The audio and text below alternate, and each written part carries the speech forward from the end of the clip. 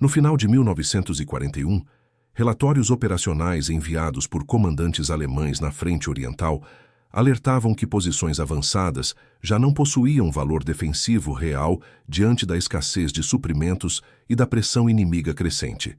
Esses documentos registravam perdas contínuas, falhas de transporte e incapacidade de manobra em setores expostos, agravadas pela aproximação do inverno. Apesar dessas advertências formais, ordens diretas do alto comando determinaram que nenhuma retirada seria autorizada sem aprovação superior. A decisão transformou posições temporárias em pontos de aniquilação progressiva. A derrota nesses setores tornou-se previsível a partir do momento em que o recuo deixou de ser uma opção operacional. A política de proibição de retirada não surgiu de improviso, mas de uma visão centralizada que priorizava a manutenção do terreno como símbolo de controle estratégico. Essa orientação ignorava princípios básicos de elasticidade defensiva amplamente conhecidos pelo próprio corpo de oficiais alemães. Na prática, unidades avançadas passaram a operar sem profundidade defensiva e sem reservas móveis. Cada posição perdida tornava-se irrecuperável, pois não havia linhas secundárias preparadas. O resultado foi a transformação do campo de batalha em uma sucessão de colapsos locais. As comunicações internas registram que oficiais de Estado-Maior reconheceram rapidamente o impacto dessas ordens na coesão das formações. Relatórios descrevem a incapacidade de reagrupar forças ou corrigir erros táticos após ataques soviéticos concentrados. A fixação no terreno anulou a flexibilidade que havia caracterizado as campanhas iniciais de 1941. Com o tempo, a perda dessa flexibilidade comprometeu toda a estrutura operacional. A Frente Oriental passou a absorver recursos sem gerar ganhos estratégicos correspondentes. O inverno intensificou de forma decisiva as consequências dessas decisões. Tropas mantidas em posições expostas enfrentaram temperaturas extremas, falhas de abastecimento e desgaste físico acelerado. Equipamentos tornaram-se inoperantes e a taxa de baixas não relacionadas ao combate aumentou significativamente. Ainda assim, as ordens permaneceram inalteradas, reforçando a imobilidade das unidades. O campo de batalha passou a punir a rigidez com regularidade matemática. Ao impedir recuos oportunos, o alto comando removeu uma das poucas ferramentas disponíveis para preservar forças no longo prazo. Cada setor perdido não representava apenas uma derrota local, mas a erosão cumulativa da capacidade alemã de sustentar a guerra no leste. A documentação histórica demonstra que o colapso não foi súbito, mas resultado de uma sequência previsível de decisões rígidas. O processo já estava em curso quando os alertas começaram a ser ignorados. A partir desse ponto, a reversão tornou-se improvável.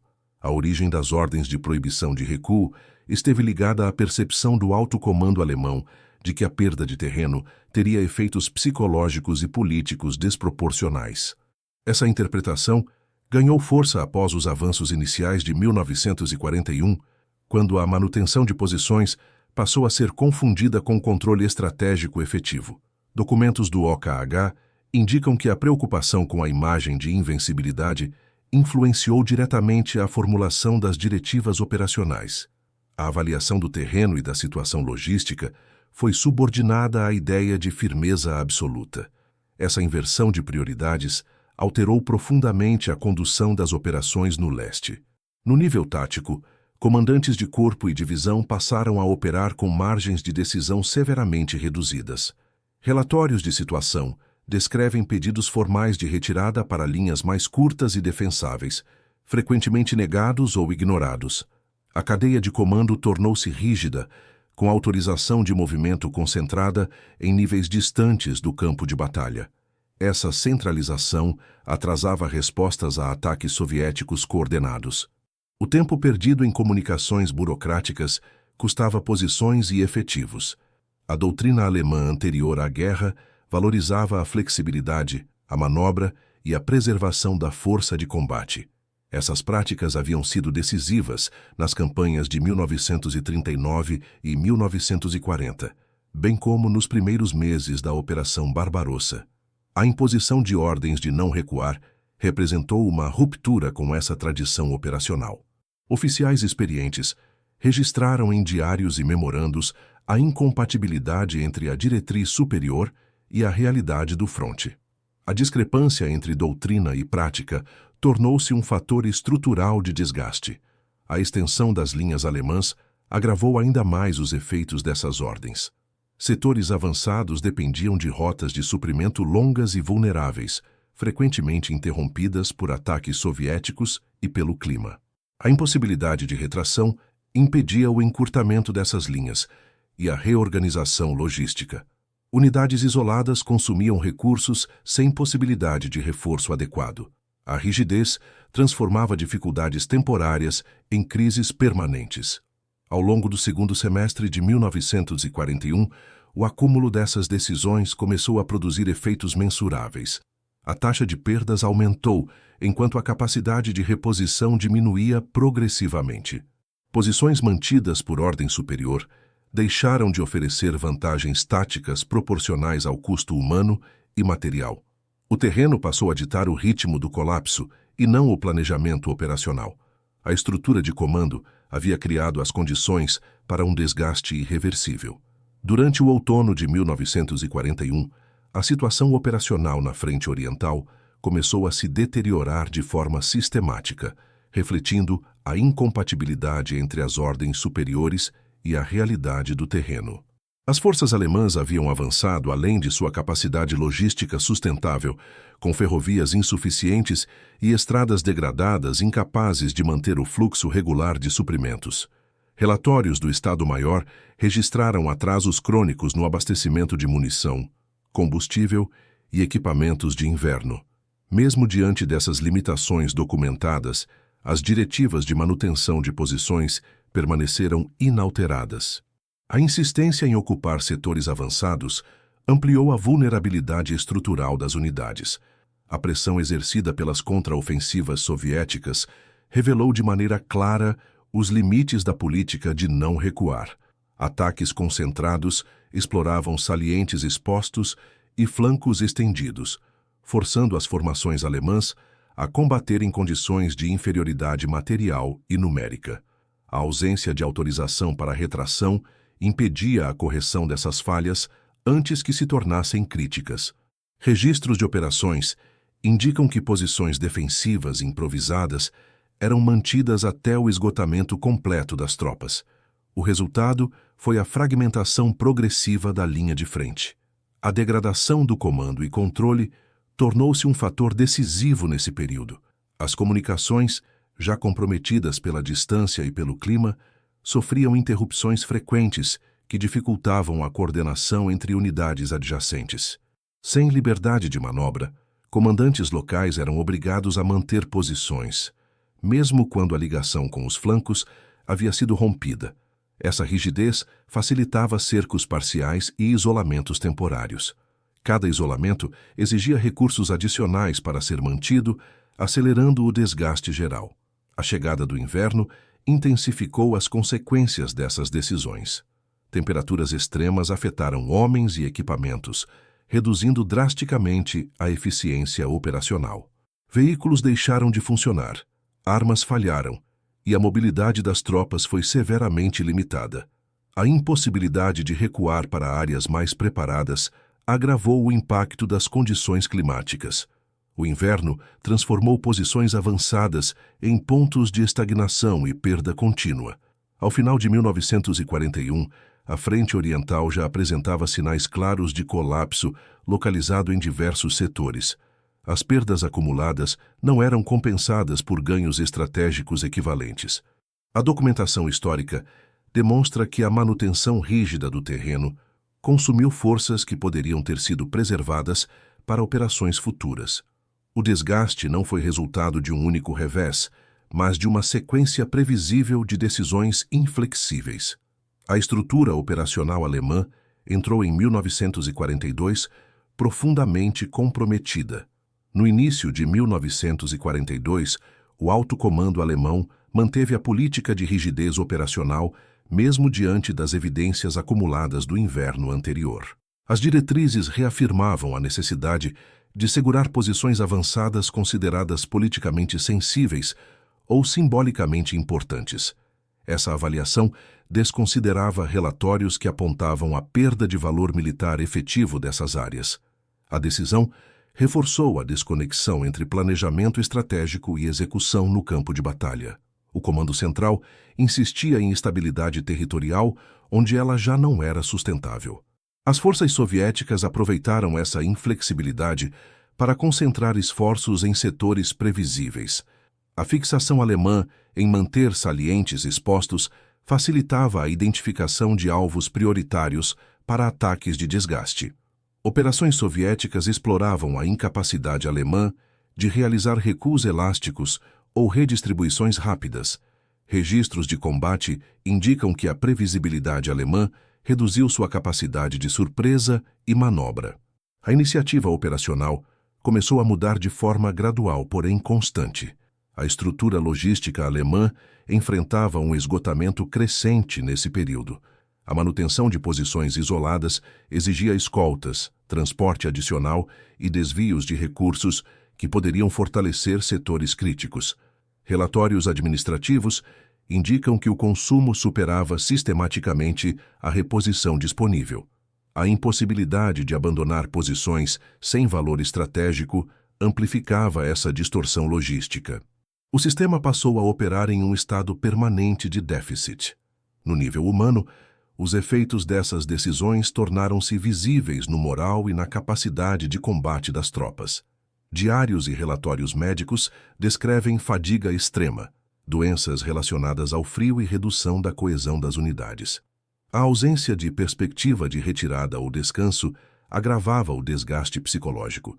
Tropas mantidas em posições estáticas perdiam a iniciativa e a confiança na cadeia de comando. O fator humano passou a limitar diretamente o desempenho operacional.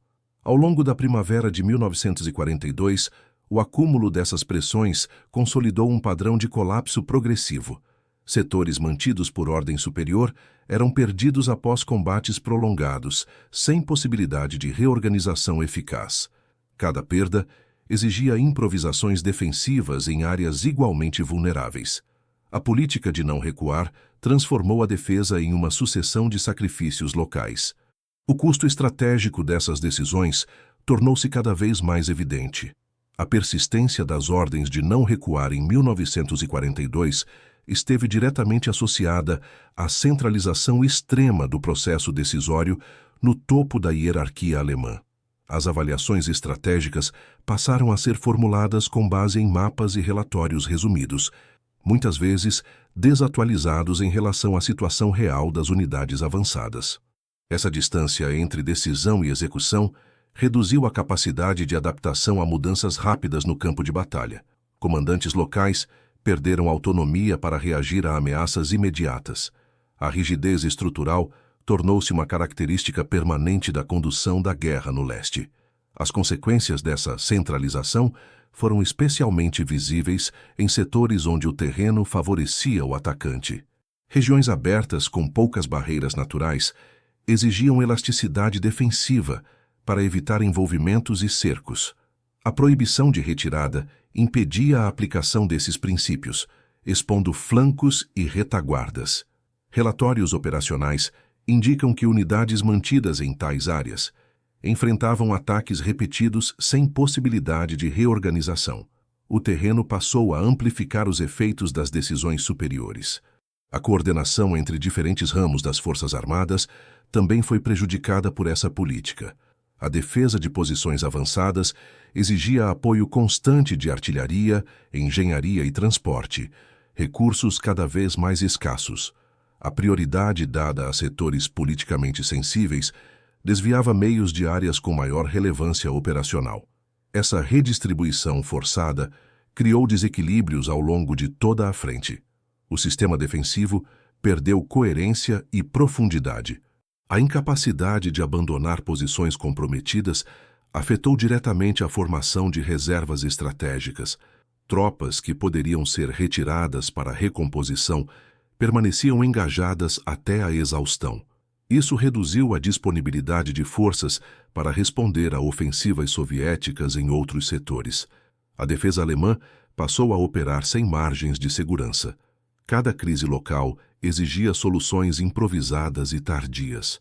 Ao longo do verão de 1942, a repetição desse padrão consolidou uma dinâmica de desgaste cumulativo. Posições mantidas por ordem superior eram defendidas além de sua utilidade militar, resultando em perdas desproporcionais. A documentação histórica demonstra que essas decisões não produziram ganhos estratégicos duradouros. O custo humano e material aumentava sem alterar o curso geral da campanha. A rigidez do comando continuava a corroer a capacidade operacional alemã. A manutenção de posições avançadas sem valor estratégico sustentável teve impacto direto na capacidade alemã de conduzir operações ofensivas planejadas para 1942. Recursos humanos e materiais permaneceram fixados em setores defensivos frágeis, reduzindo a massa de manobra disponível para novas iniciativas. Relatórios do Estado-Maior indicam que divisões desgastadas eram mantidas na linha por falta de autorização para retração e recomposição. Essa prática comprometeu a prontidão de unidades destinadas a operações futuras. O desgaste defensivo passou a limitar a própria capacidade ofensiva alemã. A rigidez das ordens também afetou a avaliação realista da situação estratégica pelo alto comando. A permanência forçada em determinadas áreas criou a ilusão de controle territorial, mascarando a deterioração da capacidade de combate. Mapas operacionais mostravam linhas estáveis, enquanto a substância dessas linhas se esvaziava. A discrepância entre representação e realidade atrasou ajustes estratégicos necessários. O Comando Central passou a reagir a crises em vez de antecipá-las. No plano operacional, a impossibilidade de recuo organizado impediu a criação de linhas defensivas sucessivas. Em vez de defesas em profundidade, a Frente Oriental tornou-se uma série de pontos isolados, sustentados artificialmente. Quando essas posições finalmente cediam, não havia estruturas preparadas para absorver o impacto. O avanço soviético ocorria de forma mais rápida e menos custosa. A ausência de planejamento defensivo escalonado ampliou as perdas alemãs. A sobrecarga logística atingiu níveis críticos nesse período. A manutenção de posições isoladas exigia esforço contínuo de transporte em condições adversas. Combustível e munição eram desviados para setores sem perspectiva de estabilização duradoura. Relatórios administrativos apontam que esse consumo improdutivo afetava toda a frente. A logística deixou de ser um fator de sustentação e tornou-se um elemento de fragilidade. Ao final de 1942, os efeitos acumulados dessa política eram evidentes em múltiplos níveis. A Wehrmacht havia perdido grande parte de sua flexibilidade operacional na frente oriental. Unidades desgastadas permaneciam na linha sem capacidade de recuperação adequada. A insistência em manter posições comprometidas havia consumido reservas críticas. O colapso de setores inteiros passou a ser uma consequência previsível dessa trajetória decisória. A rigidez das ordens de não recuar começou a produzir efeitos sistêmicos na estrutura de comando alemã ao longo de 1942. A repetição de colapsos locais sem possibilidade de correção minou a confiança entre os diferentes níveis hierárquicos. Comandantes de campo passaram a operar com a expectativa de que alertas e solicitações não seriam considerados. Essa percepção reduziu a qualidade das informações transmitidas para o topo da cadeia de comando. O processo decisório tornou-se progressivamente menos conectado à realidade operacional. A deterioração do comando refletiu-se na forma como crises eram administradas. Em vez de manobras coordenadas, respostas improvisadas passaram a ser a norma. Setores ameaçados recebiam ordens contraditórias ou tardias, frequentemente impossíveis de executar nas condições existentes. A ausência de liberdade para recuar impedia soluções flexíveis. Cada crise resolvida artificialmente gerava novas vulnerabilidades adjacentes. A pressão contínua também afetou a capacidade de adaptação doutrinária da Wehrmacht. Oficiais treinados para operar com mobilidade e iniciativa viram-se reduzidos a funções defensivas estáticas. A experiência acumulada em manobras de recuo controlado deixou de ser aplicada. A doutrina passou a ser subordinada à obediência estrita às ordens superiores. Essa transformação teve efeitos duradouros sobre a eficácia das forças no leste.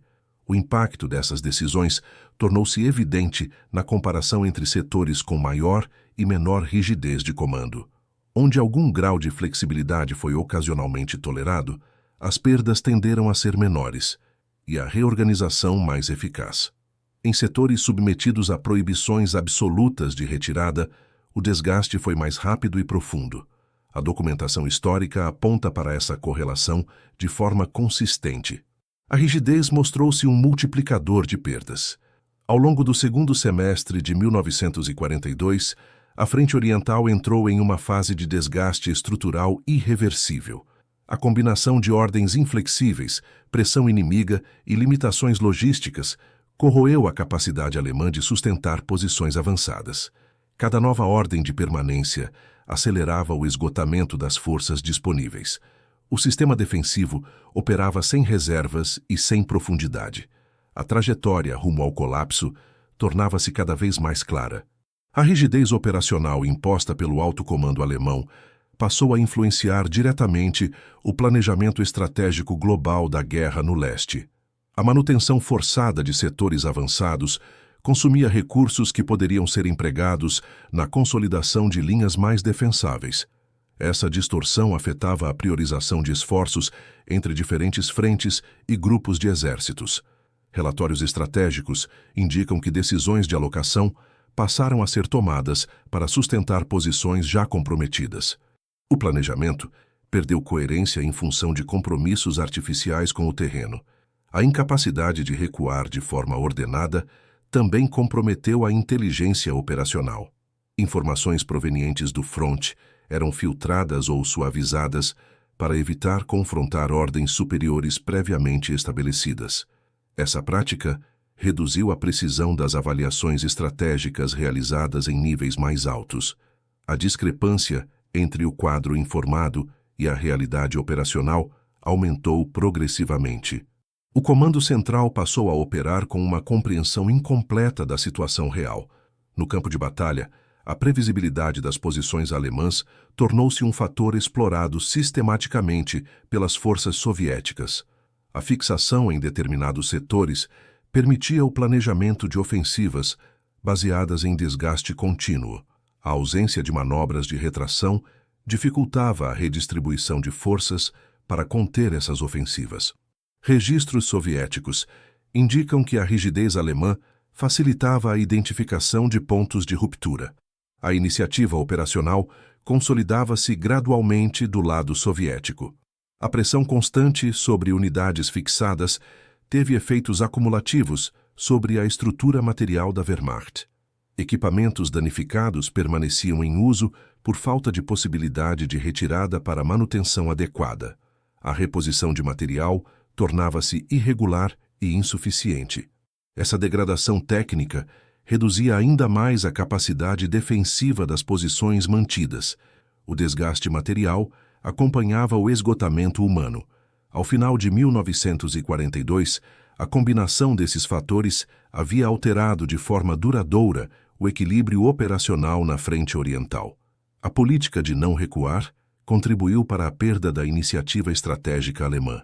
Setores inteiros passaram a depender de improvisações defensivas para evitar colapsos imediatos. A capacidade de planejar operações de médio e longo prazo foi severamente comprometida.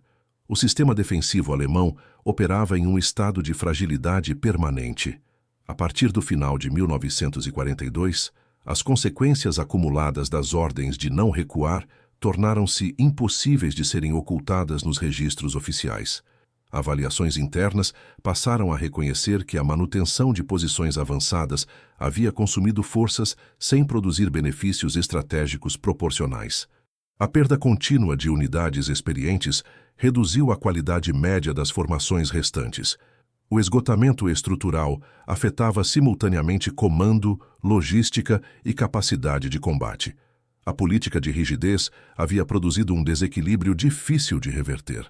O impacto dessas decisões refletiu-se também na capacidade alemã de responder a operações soviéticas em grande escala.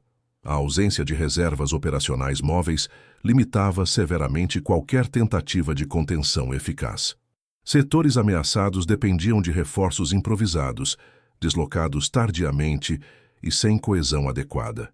A impossibilidade de abandonar posições comprometidas ampliava o alcance das rupturas inimigas. O sistema defensivo reagia de forma fragmentada e reativa.